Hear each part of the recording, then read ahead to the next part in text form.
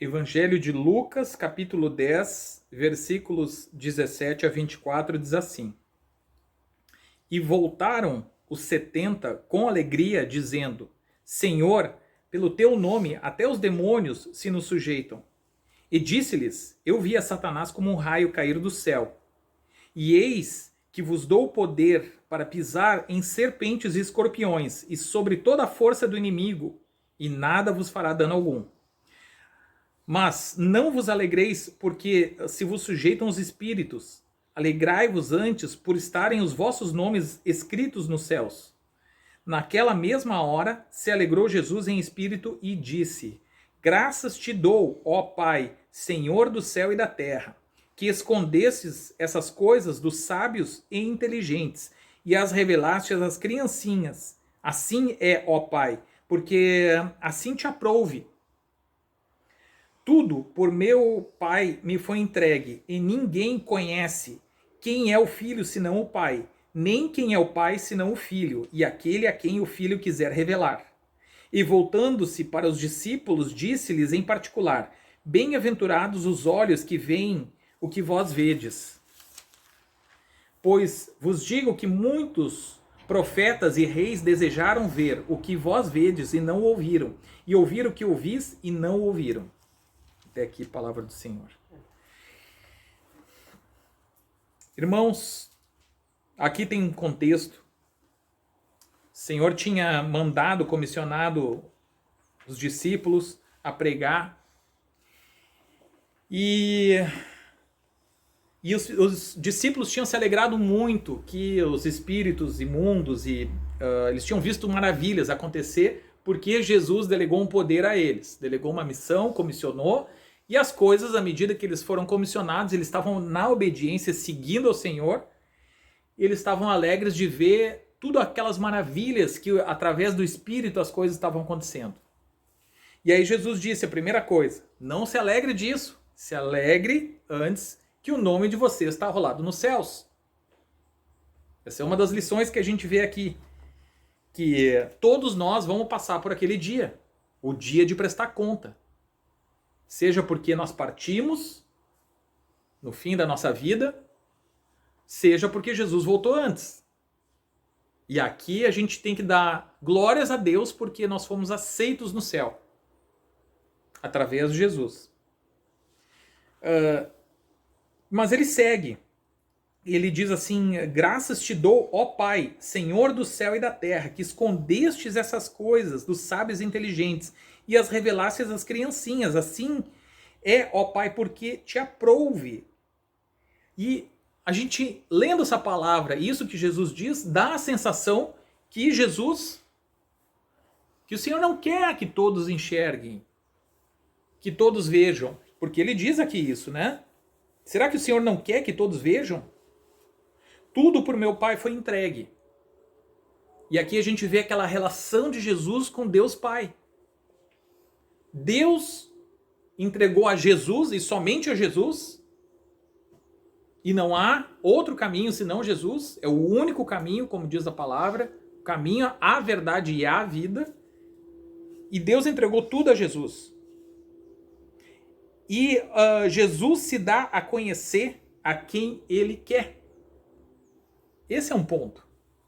Porque daí nós temos que ver que muitos viam Jesus. Jesus estava perambulando, Jesus estava pregando, indo de aldeia em aldeia. Ele era missionário, né? Ele não tinha um lugar fixo, ele ficava andando de lugar em cidade, aldeia em aldeia. E ele se dá. Só que então muitos conheciam Jesus, muitos viam Jesus. Só que a quem era revelado Jesus? E é isso que eu quero chamar a atenção hoje. A quem Jesus se dá a conhecer, porque aqui ele se dá a conhecer. Uma coisa é Jesus que dizem, uns dizem que tu é Elias, outros dizem que tu é João Batista, que ressuscitou. Então, eles viam maravilhas acontecendo, mas quem é ele? Fica aquela coisa no ar, ficam intrigados. O que está acontecendo? Quem é ele? E Jesus se dá a revelar quem ele quer. E aí a gente tem que pensar, mas será que Jesus não quer se revelar a todos? Ele não quer que todos, afinal, alcancem a fé e sejam salvos? Isso a gente tem que pensar, porque daí ele diz, tu revelaste essas coisas às criancinhas e não revelaste aos sábios inteligentes. Mas quem são esses sábios inteligentes? E por que esses não conhecem Jesus de verdade? Isso que nós temos que pensar. E aí, como diz, a Bíblia explica a própria Bíblia. A Bíblia explica a própria Bíblia.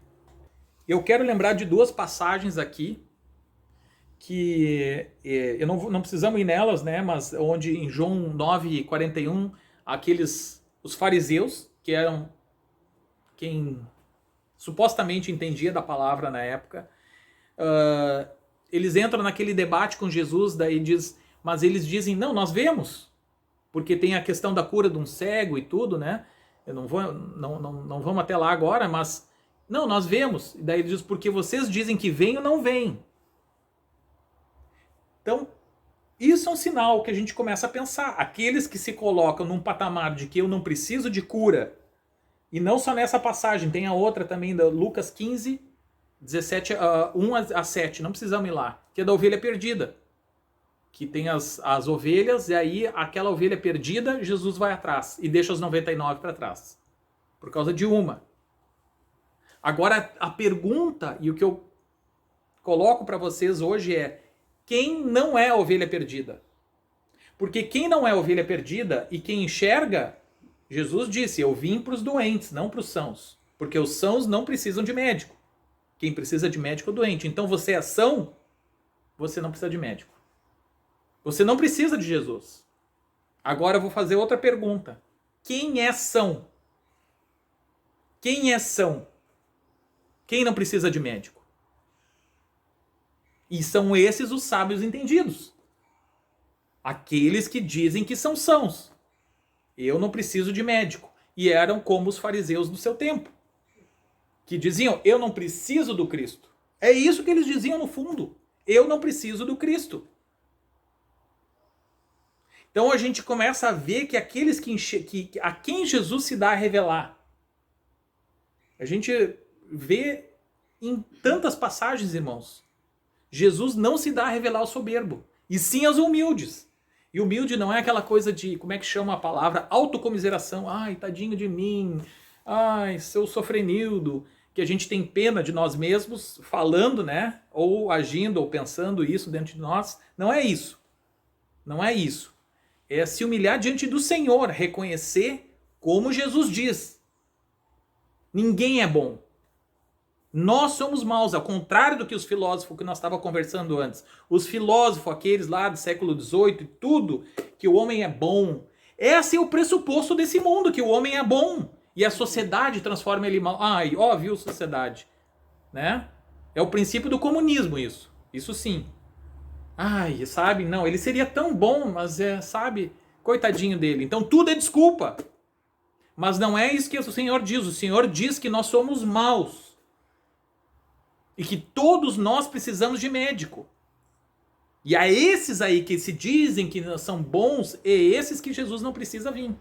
A esses como esses filósofos lá da época, lá da filósofo francês, aqueles tudo, né, que são os entendidos, que dizem que o homem é bom. O homem é bom? Aham. Só abrir o jornal, a internet hoje. Muito bom que é o homem.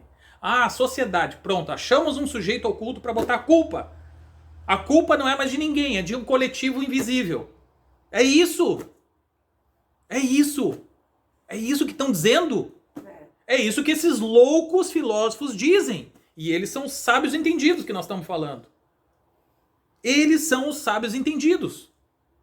Todos esses que pensaram a nossa sociedade de hoje são esses. Tal de Voltaire e tudo mais e não sei o quê. E, né, que faz tudo, não importa esses termos todos. Mas o que importa é a ideia por trás. O positivismo, essas coisas, não importa. Senão a gente vai ter que entrar e estudar. Não é o caso da gente estudar a filosofia para entender. Saber que é isso que eles dizem. E esses são os sábios entendidos. São loucos. E a esses Jesus não se dá a revelar, não. E esses Jesus não dá, porque nós cremos na palavra. A palavra diz que nós somos maus e contaminados pelo pecado. Mas há uma redenção, que é Jesus, O sangue dele ter morrido. Quem precisa do sangue? Quem enxerga, quem sabe que é mal. Quem vê que nasceu perdido e precisa do médico. A esse Jesus se dá a revelar. É isso que a palavra me diz. Não só a palavra. Os próprios fatos testemunham isso. Gálatas 1. Gálatas capítulo 1. Versículos 12 a 16. Diz assim: porque não recebi, nem aprendi de homem algum, mas pela revelação de Jesus Cristo. Não é disso que nós estamos falando? Jesus se dá a revelar a quem ele quer. E ele se deu a revelar a quem também? A Paulo, que pregava o evangelho segundo Cristo. Porque já ouvistes qual foi antigamente a minha conduta no judaísmo, como sobremaneira perseguia a igreja de Deus e a assolava. Quando que ele fazia isso? Antes de Jesus se dar a revelar a ele. Alguém iria contra si mesmo assim, contra sua própria história, contra seu próprio povo, toda a conduta que ele tinha até então? Mas Jesus chamou ele porque ele andava em cegueira. Agora Deus é quem sonda os corações. Ele que decide. Ele viu sinceridade em Paulo e ele decidiu. É soberania de Deus. E ele escolheu Paulo para esse chamado. E tanto é que Paulo tinha esse chamado e recebeu do Senhor, que ele inclusive teve que exortar, em algumas situações, os próprios discípulos que andaram com Jesus. Que é Pedro, no caso. Aqui em Gálatas 2. Tanto é que ele recebeu do Senhor essa revelação. Ele não consultou carne nem sangue, como ele diz. Porque já ouvistes qual foi a minha conduta no 13, agora o 14. E na minha nação excedia em judaísmo a muitos da minha idade, sendo extremamente zeloso em tradições dos meus pais. Ele colocou a história dele para trás. E ele seguiu a revelação do Senhor. Mas quando aprouve a Deus, que desde o ventre da minha mãe me separou e me chamou pela sua graça, revelar seu filho em mim, para que pregasse entre os gentios imediatamente, não consultei carne nem sangue. Mas Deus é quem sonda os corações. E ele que se dá a revelar quando ele quer. Até então ele não tinha tido. E esses são mistérios do Senhor. Mas algumas pistas ele nos deixa na palavra. E é o que nós estamos olhando agora. Para que a gente clame, porque a gente depende da vontade soberana de Deus também se revelar a nós. Em humildade. 1 Coríntios, capítulo 2, versículos 10 a 16, diz assim: mas Deus nos revelou pelo seu Espírito, porque o Espírito penetra todas as coisas e ainda as profundezas de Deus. Porque qual dos homens sabe as coisas do homem, senão o Espírito do homem que nele está? Assim também ninguém sabe as coisas de Deus, senão o Espírito de Deus. O Espírito do Senhor sabe as coisas do Senhor, assim como o coração do homem sabe as coisas do homem. Mas nós não recebemos o Espírito do mundo, mas o Espírito que provém de Deus, para que pudéssemos conhecer o que nos é dado gratuitamente por Deus. As quais também falamos, não com palavras que a sabedoria humana ensina, não é isso que nós estamos falando, mas com as que o Espírito ensina, comparando coisas espirituais com espirituais. Ora, o homem natural não compreende as coisas do Espírito de Deus, porque lhe parecem loucura. E não pode entendê-las, porque elas se discernem espiritualmente. Mas o que é espiritual discerne bem tudo, e ele de ninguém é discernido. O Espírito do Senhor que tem que testemunhar e falar aos nossos corações. E nós pregamos a palavra, lemos a palavra, estudamos a palavra, mas o Senhor tem que se dar a revelar a nós. Pela soberania, pela livre vontade dele. E será que ele não quer se dar a revelar a nós? Nós vamos ver, vamos para mais um texto ainda, que esse aqui, pelo menos a mim, me abriu os olhos, né? Quando o Senhor me mostrou isso aí. Para Gênesis 44. Eu vou ler aqui. Gênesis 44, 29 diz assim, até o 45, sim. Esse contexto aqui é de José, que foi vendido pelos irmãos, que em muitas coisas é um paralelo de Jesus, como ele foi vendido pelos irmãos, como ele teve na prisão com dois, um dos dois foi salvo, o outro se perdeu na prisão, e vários outros que a gente poderia aqui se delongar, mas a própria história aqui também, em vários outros, tudo é um grande paralelo que a gente pode buscar conhecer as revelações do Senhor. E aí, então, José aqui, ele ainda não se deu a conhecer aos irmãos, que é justamente isso, ele não se revelou. Vocês lembram? Sim. Que ele chamou a Benjamim, não, agora vocês vão buscar o irmão de vocês. E ele falava dura e asperamente com eles. E ele não se revelou aos irmãos. Quem são os irmãos? E qual é o papel de José aqui? O papel de José representa Cristo, que ainda não se revelou a eles. E chamou, vai chamar o irmão de vocês. E aí chamou o irmão, e aí ele arma uma prova para eles. E diz, não, vocês roubaram meu copo. Vocês roubaram a minha taça. E aí diz, não, e botaram no saco de Benjamim ainda. E diz, não, agora ele vai ficar me servindo aqui. E aí a gente vê a atitude dos irmãos. Vamos ver como é que foi, do 29 em diante. Isso é muito bonito. Agora aqui é Judá falando, porque Judá deu a própria vida dele como empenho ao pai dele, vendo a aflição que o pai dele tinha sentido quando eles mesmos, que não contaram para o pai, eles mesmos tinham vendido José e viram a dor no coração do pai. E quem que isso representa?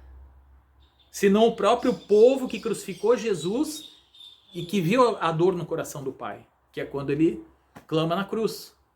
Agora vamos ver como é que eles agem na segunda chance que eles têm com Benjamim.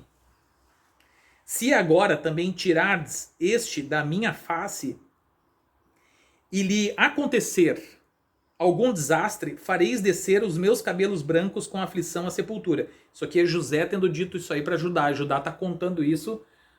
Jacó, disse isso para Judá. E Judá está contando isso para José. Agora, pois, indo eu a teu servo, meu pai, e o moço não indo conosco, como a sua alma está ligada à alma dele. O moço quem é? É Benjamim. Acontecerá que, vendo ele que o moço ali não está, morrerá. E teus servos farão descer os cabelos brancos de teu servo, nosso pai, com tristeza à sepultura. Porque teu servo se deu por fiador por este moço. Quem é teu servo? Está falando dele mesmo, de Judá. Para com meu pai, dizendo, se eu não tornar a ti, serei culpado para com meu pai por todos os dias.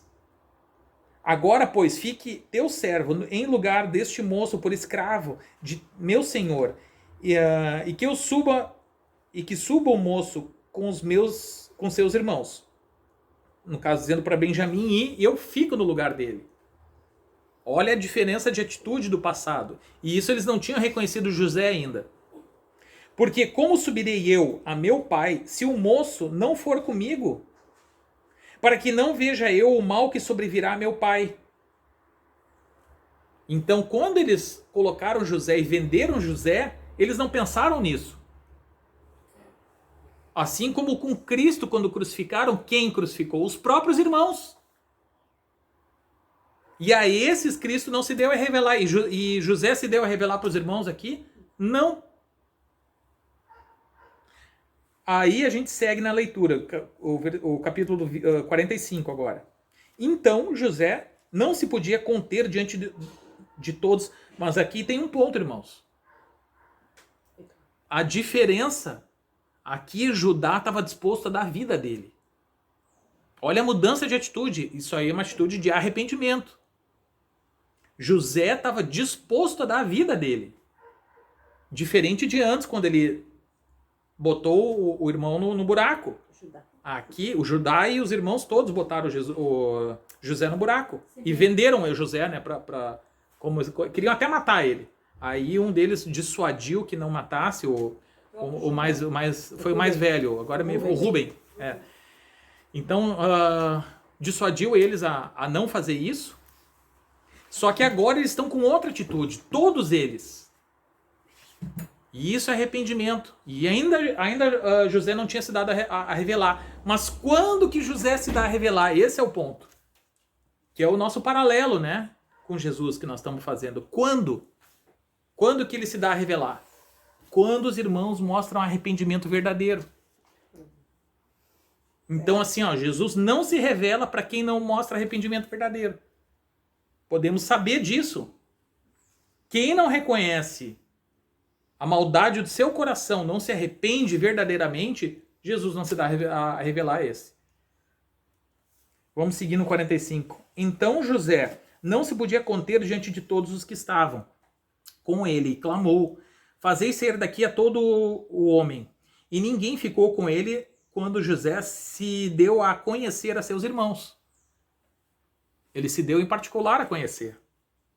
E levantou sua voz com choro, de maneira que os egípcios o ouviam, e a casa de Faraó o ouviu. E disse José a seus irmãos: eu sou José, vive ainda meu pai? E os seus irmãos não lhe puderam responder, porque estavam pasmados diante da sua face. E disse José a seus irmãos: peço-vos, chegai-vos a mim. Agora ele convida para chegar. E chegaram-se, então disse ele: eu sou José, vosso irmão, a quem vendestes para o Egito. Agora, pois, não vos entristeçais, nem vos pese os vossos olhos por me haverdes vendido para cá, porque para a conservação da vida Deus me enviou diante de vós. Não foi isso com o Senhor Jesus? Amém. A Bíblia confirma a própria Bíblia, o testemunho confirma o testemunho. Mas aqui a gente vê que ele decide se dar a revelar depois que tem arrependimento verdadeiro. E aí alguns tinham ele como Elias, né, como a gente falou. Mas muitos não conheciam ele como verdadeiramente o Cristo. E a quem ele se dá a revelar aqui? Àqueles que eles se arrependem. E aí ele se deu a revelar. Glória a Deus. E ainda ele confirma que isso tudo foi para que houvesse salvação. Para que ele fosse adiante. E qual era o risco dele se dar a revelar antes? Pense nisso. Por que Jesus não pode se dar a revelar antes? Porque daí eles podiam ser aqueles arrependidos por interesse. Interesseiro, sabe? Não, puxa vida, me perdoe, sabe? Foi mal. Desculpa aí, foi mal. Porque daí eles tinham interesse. Em quê? Em conseguir o alimento que só o Egito tinha. Por isso que ele não se deu a revelar. Porque só quando eles estavam dispostos a ter um prejuízo, porque ele só tinha a perder, ele não tinha nada a ganhar, ajudar com isso. Por amor ao pai, por amor àquilo que o pai ia sentir, por amor ao irmão, só quando ele estava disposto a carregar a cruz, a ter o prejuízo, que aí Jesus se revela. No caso, José, né? Só assim. Por isso que o Senhor não se dá a revelar antes. Para qualquer um. Porque vai aparecer um monte de interesseiro querendo um milagre. É isso. Deus faz milagre? Faz. Eu já vi. A gente sabe que ele faz. Ele se dá a revelar a todos? Não. Porque vai ter um monte de interesseiro querendo milagre. Querendo a bênção do dinheiro, a bênção do não sei o quê, a bênção da cura do não sei o quê, não sei o quê. Não é assim. É isso. E o risco é também nós, como igreja, né? A igreja tentar vender isso aí. Jesus por interesse. Não é isso? Fazer o comércio de Jesus. Não é isso? É bastante feito isso aí, né? É assim que é. E por isso que ele não se dá a revelar a todo mundo. Alguns ficam, não, porque Deus escolhe quem... Deus escolhe. Deus é soberano, fica claro isso. Por um lado. Ele escolheu Paulo, mas ele conhece o coração de Paulo, ele conhece o coração de cada um. Mas ele é soberano no final, ele também, o Senhor não deve explicação. Mas aí ficam, não, porque daí alguns acham que, de uma forma soberba, são escolhidos. Quem não se arrependeu e quem tem soberba no coração, na verdade, não é escolhido. E aí ficam numa doutrina querendo falar que escolhido tem até camiseta, sou escolhido. Quem usa a camiseta sou escolhido, eu acho até que não é escolhido. Eu não sou o Senhor para julgar, mas eu acho que não é escolhido. Se achando já, né? Porque aqui, Senhor se dá, quem são os escolhidos? Aqueles a quem o Senhor se dá a revelar. O Senhor se dá a revelar a quem não se arrepende? E será que a pessoa tem humildade quem faz isso? Eu sou o escolhido. Judá diz assim, eu sou o escolhido. Não. Não tem nem mérito nenhum em Judá. Nenhum. O mérito é tudo do Senhor, a Deus toda a glória, como diz. Tanto que o João Batista, né, veio pregando arrependimento. Quem não se arrepende não tem salvação, essa é a verdade. Arrependei-vos, arrependei-vos. Os profetas do Antigo Testamento, arrependei-vos. Todos os profetas chamam arrependimento. João Batista chama arrependimento. Jesus começa o ministério dele chamando arrependimento. Comissiona os discípulos a irem pregar o quê? Arrependimento. Não é para pregar milagre. Jesus não veio pregar milagre. Milagre é só o sinal mostrando a credencial mostrando quem ele é. E ainda assim, as pessoas não enxergam. Com milagre. Por isso que milagre não converte ninguém. Milagre não converte ninguém. Evangelho de João, capítulo 12, versículos 37 a 40, diz assim. E ainda que tinha feito tantos sinais diante deles, não criam nele. Não é o que nós estávamos falando? Para que se cumprisse a palavra do profeta Isaías, que diz, Senhor, quem creu na nossa pregação? E quem foi revelado o braço do Senhor? Por isso não podiam crer. Então Isaías disse outra vez, cegou-lhes os olhos e endureceu-lhes o coração, a fim de que não vejam com os olhos e compreendam com o coração e se convertam e eu os cure. É isso que Isaías diz. E que se confirma aqui no Novo Testamento. Mas a quem o Senhor não se deu a revelar, a quem não se arrepende. A quem não é humilde, quem não reconhece que precisa do Senhor. Porque no fundo a gente tem que diminuir o nosso eu para receber Jesus. Menos de mim, mais dele, como diz João Batista. Que eu diminua e ele cresça. E o homem natural não quer isso. Porque isso é assumir a morte diante de nós, a nossa insignificância. E o mérito, dar o mérito, a glória toda a ele. E tirar do homem a glória. Essa glória que o homem dá mutuamente a si mesmo é uma mentira do diabo. Que começou lá em Gênesis 3. Quando o diabo disse, sereis como deuses para Eva. Enchendo a bolinha. Quem se enche a bolinha mutuamente dentro da igreja, fora da igreja, é o homem inflando o ego do homem. E como as pessoas gostam disso, de tapete vermelho e tapa nas costas. E Jesus não veio para isso, não. Então é isso. A quem o Senhor não se dá a revelar? A quem é cheio de si. A quem não está disposto a se sacrificar como ali a gente viu Judá. Isso aqui foi escrito muito antes, a história ali de José. Aí depois Jesus veio, botou os pés dele na terra, isso aconteceu e as coisas se confirmam, e é tudo uma coincidência. O Senhor escreve e nos ensina dessa forma, através de sombras, para que nenhum homem fosse capaz de fabricar a história que está aqui, que é a palavra de Deus. João 14, 22 a 24, diz assim, disse-lhes Judas, não os Iscariotes, Senhor, de onde vem que te has de manifestar a nós e não ao mundo? Jesus respondeu e disse-lhe, se alguém me ama, guardará a minha palavra. Então a quem o Senhor se revela? Aqueles que amam Jesus. E que guardam a palavra dele. E meu Pai o amará e viremos para ele, e faremos nele morada. Quem não me ama, não guarda as minhas palavras. Ora, a palavra que ouvistes não é minha, mas do Pai que me enviou. A esses, Jesus, ou se fosse no caso José, não se dá a revelar. Assim como eles tanto tempo, lembra os irmãos? Podem olhar em Gênesis depois. A gente leu só um trechinho. Tiveram diante de José e não reconheceram.